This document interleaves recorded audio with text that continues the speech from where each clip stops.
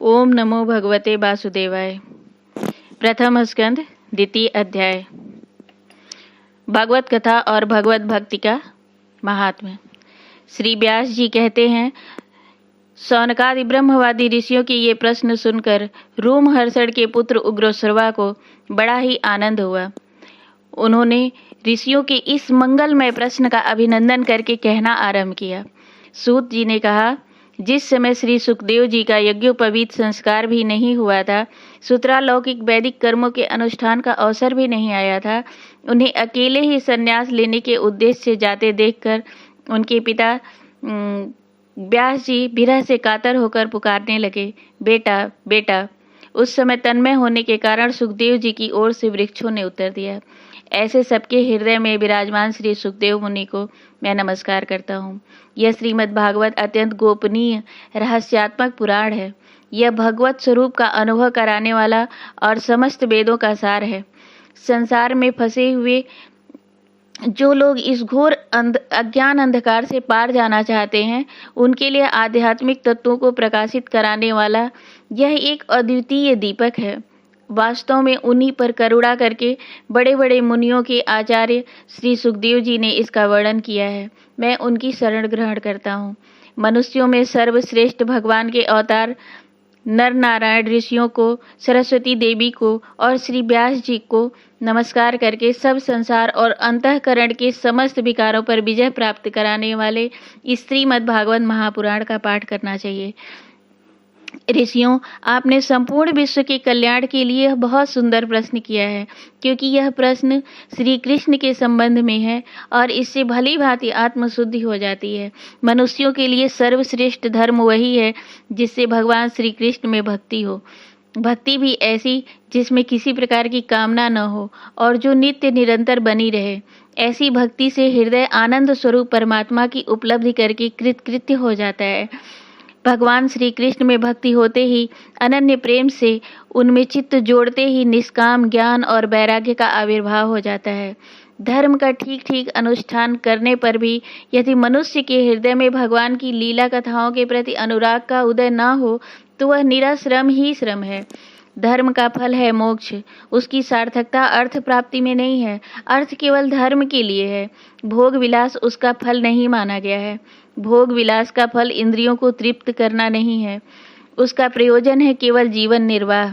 जीवन का फल भी तत्व जिज्ञासा है। बहुत कर्म करके स्वर्ग आदि प्राप्त करना उसका फल नहीं है।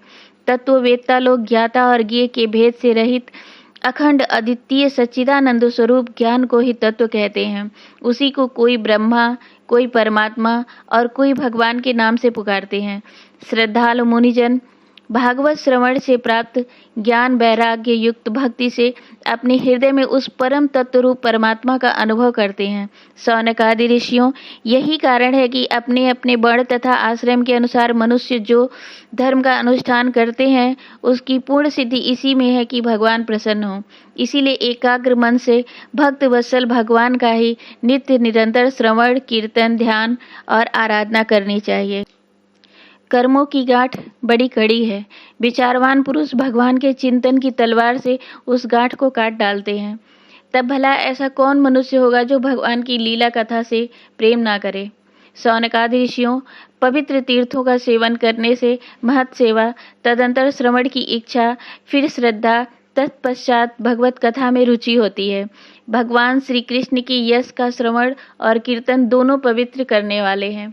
वे अपनी कथा सुनने वालों के हृदय में आकर स्थित हो जाते हैं और उनकी अशुभ वासनाओं को नष्ट कर देते हैं, क्योंकि वे संतों के नित्य सुहृद हैं।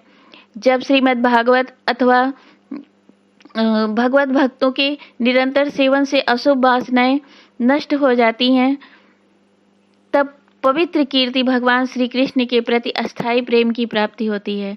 तब रजोगुण और तमोगुण के भाव, काम और लोभ आदि शांत हो जाते हैं। चित्त इनसे रहित होकर सत्व गुण में स्थित और निर्मल हो जाता है।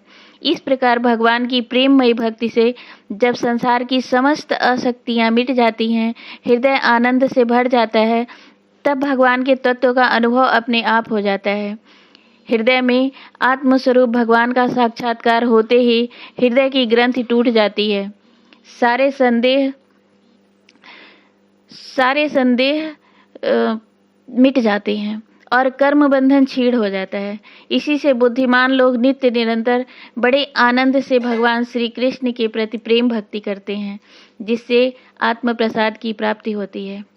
प्रकृति के 3 गुण हैं, सत्व, रज, तम। इनको स्वीकार करके इस संसार की स्थिति, उत्पत्ति और प्रलय के लिए एक अद्वितीय परमात्मा ही विष्णु, ब्रह्मा और रुद्र, ये 3 नाम ग्रहण करते हैं। फिर भी मनुष्यों का परम कल्याण तो सत्व गुण स्वीकार करने वाले श्री हरि से ही होता है। जैसे पृथ्वी के विकार लकड़ी की अपेक्षा धुआं श्रेष्ठ है और उससे भी श्रेष्ठ है अग्नि, क्योंकि वेदोक्त यज्ञ यज्ञादि के द्वारा अग्नि सद्गति देने वाला है। वैसे ही तमोगुण से रजोगुण श्रेष्ठ है और रजोगुण से भी सत्वगुण श्रेष्ठ है, क्योंकि वह भगवान का दर्शन कराने वाला है। प्राचीन युग में महात्मा लोग अपने कल्याण के लिए विशुद्ध सत्वमय भगवान विष्णु की आराधना किया करते थे। अब भी जो लोग उनका अनुसरण करते हैं वे उन्हीं के समान कल्याण भाजन होते हैं। जो लोग इस संसार सागर से पार जाना चाहते हैं वे यद्यप किसी की निंदा तो नहीं करते, ना किसी में दोष ही देखते हैं, फिर भी घोर रूप वाले तमोगुणी, रजोगुणी भैरवादि भूतपतियों की उपासना न करके सत्वगुणी विष्णु भगवान और उनके अंश कला स्वरूपों का ही भजन करते हैं। परंतु जिसका स्वभाव रजोगुणी अथवा तमोगुणी है, वे धन, ऐश्वर्य और संतान की कामना से भूत, पितर और प्रजापतियों की उपासना करते हैं, क्योंकि इन लोगों का स्वभाव उनसे मिलता जुलता होता है। वेदों का तात्पर्य श्री कृष्ण में ही है, यज्ञों के उद्देश्य श्री कृष्ण ही है, योग श्री कृष्ण के लिए ही किए जाते हैं और समस्त कर्मों की परिसमाप्ति भी श्री कृष्ण में ही है। ज्ञान से ब्रह्म स्वरूप श्री कृष्ण की ही प्राप्ति होती है। तपस्या श्री कृष्ण की प्रसन्नता के लिए ही की जाती है। श्री कृष्ण के लिए ही धर्मों का अनुष्ठान होता है और सब गतियां श्री कृष्ण में ही समा जाती हैं। यद्यपि भगवान श्री कृष्ण प्रकृति और उसके गुणों से अतीत हैं, फिर भी अपनी गुणमयी माया से, जो प्रपंच की दृष्टि से है और तत्व की दृष्टि से नहीं है, उन्होंने ही सर्ग आदि के में इस संसार की रचना की थी। ये सत्व, रज और तम तीनों गुण उसी माया के विलास हैं। इनके भीतर रहकर भगवान इनसे युक्त सरीखे मालूम पड़ते हैं। वास्तव में वे परिपूर्ण विज्ञान घन हैं। अग्नि तो वस्तुतः एक ही है, परंतु जब वह अनेक प्रकार की लकड़ियों में प्रकट होती है तब अनेक सी मालूम पड़ती है।